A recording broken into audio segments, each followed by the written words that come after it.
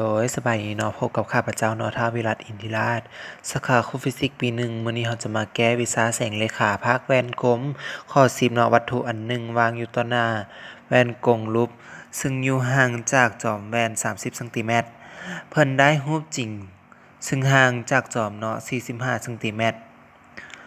ก็ไก่จงคิดระยะซูมและรัศมีของแว่นขอไข่เพื่ออยากรับและได้รูปลวงและใหญ่กว่าวัตถุ4เทื่อเพิ่นจะเอาวัตถุวางอยู่ห่างจากจอมแว่นเท่าใดเนาะจากคำถามเนาะข้อ10เราจะได้เนาะ s เท่ากับ30ซมs ขีดเท่ากับ45ซมเราจะมาซอกหาเนาะระยะสุมเนาะ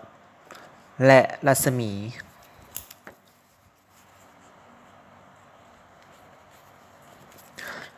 ของแว่นเนาะเท่ากับเท่าใดซึ่งเราจะซอกหาก่อนเนาะซึ่งสุดมาจะเท่ากับ2ส่วน r เท่ากับ1ส่วนให้ s ขีดบวกให้1ส่วนให้ s ขีดเนาะจะเท่ากับ1ส่วนให้30บวกให้1ส่วนให้45จะเท่ากับ5ส่วนให้90ซึ่ง r ส่วน2จะเท่ากับ90ส่วน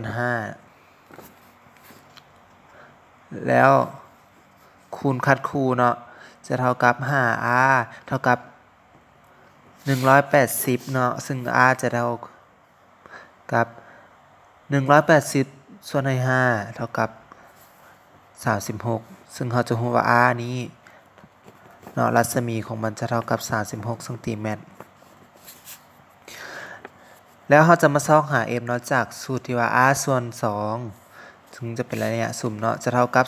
36ส่วนให้2เท่ากับ18เนาะซึ่ง f เฮาก็จะได้18ซม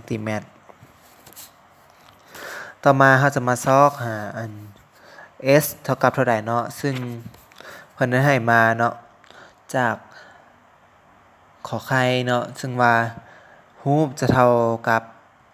4เทื่อของวัตถุเนาะซึ่งแต่ว่ามันเป็นรูปลวงมันเลยมีติดค่าลบเนาะจะเท่ากับ s ขีดเท่ากับลบให้4 s ใส่สูตรเนาะ1ส่วนให้ f เท่ากับ1ส่วนให้ s ขีดบวกออกไปเนาะ1ส่วนให้ s บวกให้1ส่วนให้ s ขีดเนาะจะเท่ากับ1ส่วน f ลบเท่ากับ1ส่วนให้ s บวกให้1ส่วนให้ลบ 4s ลบ 4s เนาะตัวนี้เท่ากับ1ส่วน f เท่ากับลบ3ส่วนให้ลบ 4s เนาะจะมาเขียนเป็นแบบนี้เนาะลบ 4s เท่ากับลบ 3f ซึ่ง f เนาะเรารู้อยู่แล้วเนาะว่ามีค่าเท่ากับ18เท่ากับมาแทนค่าใส่ f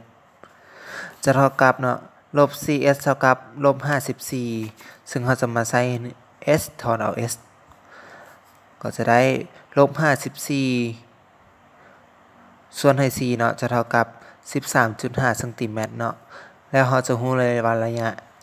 ห่างของมันเนาะเราจะวางวัตถุห่างจากจอมแว่นเนาะ 13.5 ซม